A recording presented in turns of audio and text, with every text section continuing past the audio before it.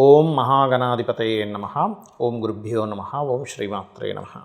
పరమేశ్వర స్వరూపమైనటువంటి జ్యోతిష, వాస్తు మరియు ఇతర అనేకమైనటువంటి శాస్త్రములను మనకు అందించినటువంటి మహర్షులకి నమస్కారం. హయగ్రీవ హయగ్రీవ హయగ్రీవేతి యో వదేత్ తస్య నిస్సరతే వాణి జహ్నుకన్యా ప్రవాహవత్.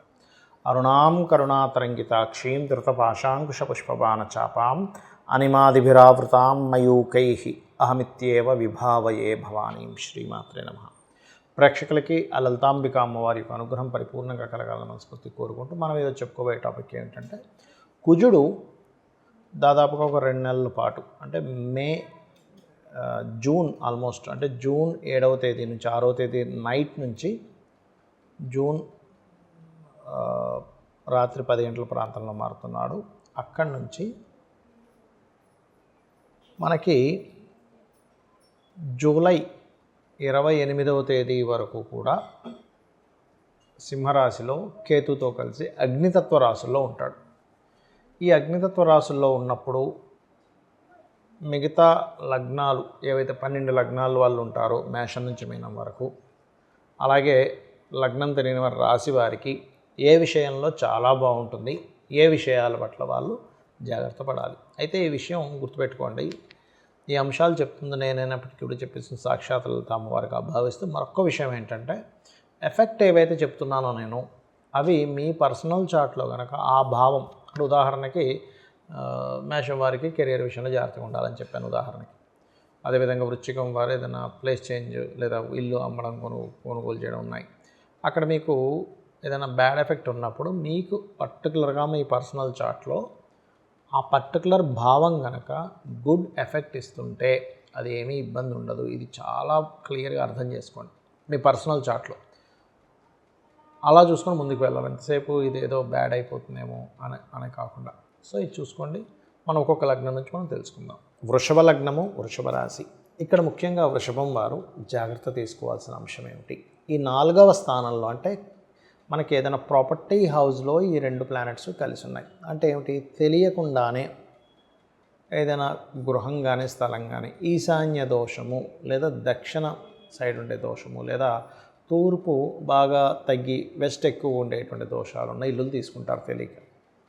లేదా ఒక్కొక్కసారి అనుకోకుండా మెడికల్ వాళ్ళకి ఇష్టం లేకపోయినా ఎవరో ఏదో చెప్పారనుక బుక్కని మెడికల్ దాంట్లోకి వెళ్ళిపోయి అక్కడ స్ట్రెస్ అవుతూ ఉంటారు ఈ కుజకేతువుల కలయిక వల్ల. ఇది పర్టికులర్గా జాగ్రత్తగా ఉంటూ మదర్కి కొంచెం బీపీ లెవెల్స్ ఉన్నవారు కొంచెం జాగ్రత్తగా ఉండాలి. అయితే ఇక్కడ మరొక విషయం ఏంటంటే, షేర్ మార్కెట్కి ఇది సరైనటువంటి టైం కాదు. కుజకేతువులు 4లో సంచరించేటప్పుడు. అదేంటంటే 4కి షేర్ మార్కెట్కి ఏంటి సంబంధం అని మీకు అనిపిస్తూ ఉంటుంది. ఇక్కడ ఏంటంటే ఎవరికైనా మనీ ఇచ్చే విషయంలోని ప్రేమించిన వారితో కొన్ని అంటే బాగా ఇష్టం ఉన్నటువంటి ఫ్రెండ్స్తో మనీ డీల్స్ విషయంలోని ఉన్న ప్రదేశం కాకుండా వేరే ఎక్కడికో వెళ్ళి ఉద్యోగం చేద్దాం అనుకుంటుంటారు. అలా వేరే ఎక్కడికో ఉద్యోగం వెళ్ళి చేసేటువంటి అంశాల్లోని లేదా మీ యొక్క జాబ్లో గ్రోత్ కోసం మీరు హైయర్ ఎడ్యుకేషన్ తీసుకునేటువంటి అంశాల్లోని 1కి 4 సార్లు ఈ డెసిషన్స్ తీసుకునేటప్పుడు చాలా జాగ్రత్తగా తీసుకోండి. మరి ఇక్కడ వేటికి బాగుంది?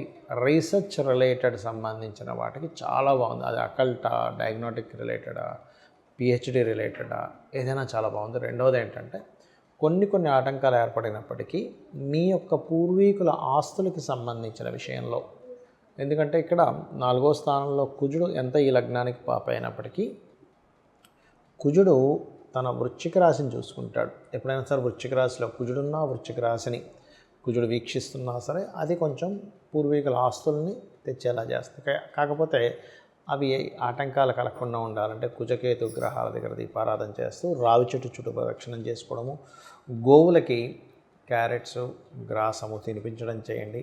ఎక్కువగా మీరు విష్ణు సహస్రనామాల యొక్క శ్రవణము లేదా పఠనం చేస్తూ ఉండండి.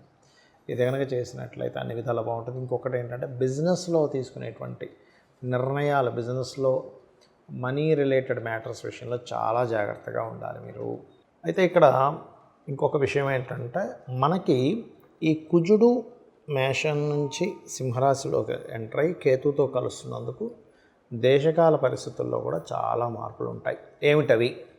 సర్వసాధారణంగా మనం చూసాం, ఎప్పుడైతే మనకి కుజుడు నీచ రాశిలో ఉన్నాడో, పెహల్గామ్ అటాక్ కానివ్వండి, దాని తర్వాత మన వాళ్ళు ఆ యొక్క శిబిరాలని నాశనం చేయడం కానివ్వండి, ఇవన్నీ మనం ఒక 50 రోజుల క్రితమే ఇలాంటి అటాక్స్ జరుగుతాయనేటువంటిది అమ్మవారి అనుగ్రహం వల్ల మనం ప్రిడిక్ట్ చేసుకోగలిగాం. అయితే ఇక్కడ ఏంటంటే మరి ఈ కుజుడు కేతుతో కలిసినందుకు, కేతు అనేటువంటిది ఆధ్యాత్మికమైనటువంటి కేంద్రాలు గుర్తుపెట్టుకోండి.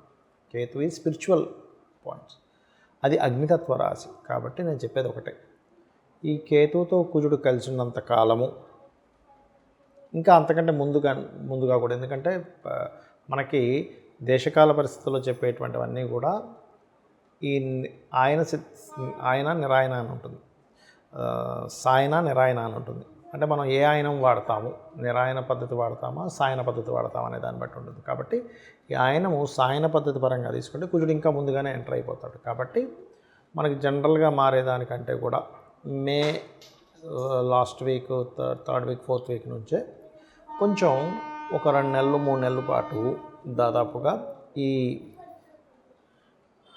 ప్రార్థనా మందిరాలు ఏవైతే ఉంటాయో, హిందువులు కావచ్చు, మన సిక్కులు కావచ్చు, ఇటువంటి ప్రత్యేకంగా స్పిరిచువల్ రిలేటెడ్ మనకు అమర్నాథ యాత్ర, నెక్స్ట్ ఇప్పుడు మనకు పుష్కరాలు వస్తున్నాయి, పుష్కరాలు రిలేటెడ్ సంబంధించిన విషయాల్లోని ఎనీ ఆధ్యాత్మిక, ముఖ్యంగా హిందూ సంబంధించినటువంటి ఏవైతే ఉంటాయో, హిందువులు కావచ్చు, ఎనీ వాళ్ళు కావచ్చు, ఆ యొక్క ప్లేసెస్లో కొన్ని అటాక్స్ లాంటివి ఉన్నాయి. కాబట్టి వెళ్ళే వాళ్ళు కాస్త జాగ్రత్తగా వెళ్ళండి.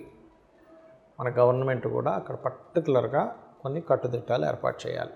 ఇది గోచారంలో జరిగేటువంటి అంశాలు. అలాగే ఏదైనా కొన్ని పార్టీల్లో ఉండే వాళ్ళకి కొంత చీలికలు, ఎందుకంటే గవర్నమెంట్ని ఫామ్ చేసేది, గవర్నమెంట్ రిలేటెడ్ అంతా కూడా రవి సంబంధంగా, రవి రాశుల్లో కేతు ఉన్నది చెప్తుంది. దాంతోపాటు కుజుడు వచ్చాడు కాబట్టి కొంచెం అది గవర్నమెంట్లో ఉండేవాళ్ళు, సీఎంలు, పిఎంలు, గవర్నమెంట్ రంగాల్లో ఉండేవాళ్ళు, ఒక పెద్ద స్థాయిలో ఉండేటువంటి వారికి కూడా కొంత జాగ్రత్తగా ఉండాలనేది చాలా స్పష్టంగా చూపిస్తుంది. కాబట్టి వీళ్ళు జాగ్రత్తగా ఉండాలి, అంతేగాని ఎవరిని భయపెట్టడం కాదు నా ఉద్దేశం. జాగ్రత్త పడాలి, అందరూ హ్యాపీగా ఉండాలి, ఎవరు ఇబ్బంది పడకూడదని చెప్తున్న అంశం.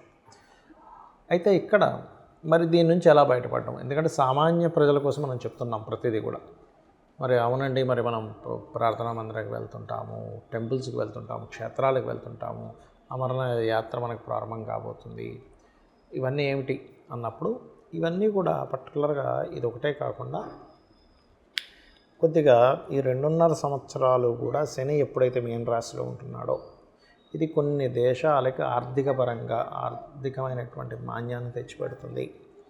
కొన్ని ఇప్పుడు మనకి మొన్న జరిగిన అటాక్ ఇట్లాంటి వాటిల్లో పర్టికులర్గా ఏంటంటే కొన్ని దేశాలు వాళ్ళ స్వయంకృప అపరాధం వల్ల కూడా కొంత నష్టపోతారు. వాళ్ళు తయారు చేసుకున్న కొన్ని సంబంధించిన బాంబుల వల్ల కావచ్చు, ఏదైనా అనేటువంటి చాలా స్పష్టంగా చూపిస్తుంది. ఎవరికైనా సరే ముఖ్యంగా ఎటువంటి ఇబ్బంది కలగకుండా ఉండాలంటే కాస్త బయటకు వెళ్ళే ముందు ముఖ్యంగా గణపతి ఆరాధన, సుబ్రహ్మణ్యేశ్వర స్వామి ఆరాధన, కాలభైరవుణ్ణి తలుచుకోండి. ఓం గణాధిపతయే నమః, ఓం సుబ్రహ్మణ్యేశ్వర స్వామియే నమః, ఓం కాలభైరవాయ నమః అనుకోండి. మరొక విషయం ఏంటంటే ఈ కుజుడు కేతువు కలిసి ఉన్నంతకాలం ఎవరైనా ఇప్పుడు జనరల్ పీపుల్ కనుక సంతానం కోసం చేసే ప్రయత్నం విషయంలో చాలా జాగ్రత్తగా ఉండాలి. ఎందుకంటే ఇది న్యాచురల్ 5th హౌస్. చాలామందికి పాపం సంతానం ఉండదు, ఏమంటే మేము పలానా ఐయుఐ కానీ ఐవీఎఫ్ చేయించుకుందాం అనుకుంటున్నాం, ఈజ్ ఇట్ రైట్ టైం అని అంటే న్యాచురల్గా 5th హౌస్ సింహరాశి. సంతానం మీరు గమనించండి, ఎవరి జన్మ జాతక చక్రంలో అయినా సింహరాశి పాడైంది అనుకోండి వాళ్ళకి పర్టికులర్గా, అది కూడా పని కట్టుకొని 5th హౌస్ అయింది అంటే ఏ మేషలగ్నం అయింది, అప్పుడు ఏమవుతుందంటే లేదా 5th పోర్ట్ఫోలియో అక్కడ పడి అక్కడ పాపగ్రహాలు ఉన్నాయి, పాపం వాళ్ళు ఆ సమయంలో చేసే ప్రయత్నం సఫలీకృతం అవ్వదు. కాబట్టి ఈ యొక్క విషయంలో చాలా జాగ్రత్తగా ఉండండి. అయితే మనకి పర్టికులర్గా జూలై 28వ తేదీ నుంచి కాలసర్ప యోగం నుంచి కుజుడు బయటకు వస్తున్నాడు. సో ఎప్పుడైతే కుజుడు బయటకు వస్తాడో కాలసర్ప యోగం కూడా పోతుంది.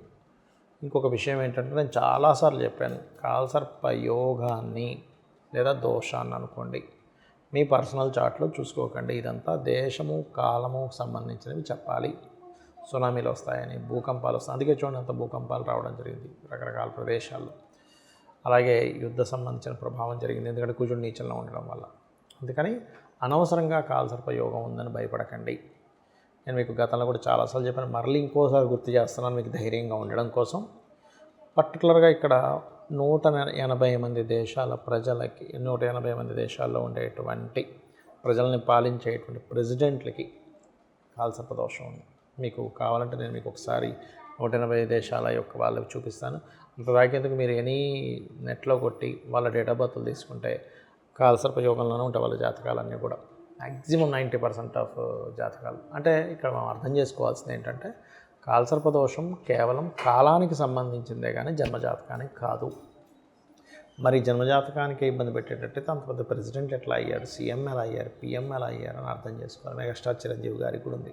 సో ఇక్కడ మనం అర్థం చేసుకోవాల్సింది ఏంటంటే ఈ కుజకేతువుల యొక్క ప్రభావం మీకు పూర్తిగా తగ్గాలంటే సూర్య భగవానుని చూస్తూ అర్ఘ్యం వదలండి. అందులోనే గణపతిని స్కందుని చూసుకోండి. నవగ్రహాల్లో కేతు కుజ గ్రహాల దగ్గర దీపారాధన చేయండి. కాలభైరవ అష్టకం చేసుకోండి. గోవులకి క్యారెట్స్ గ్రాసము తినిపించండి. అన్ని విధాలా బాగుంటుంది. అందరూ బాగుండాలని మరోసారి అమ్మవారిని కోరుకుంటూ శ్రీమాత్రే నమః.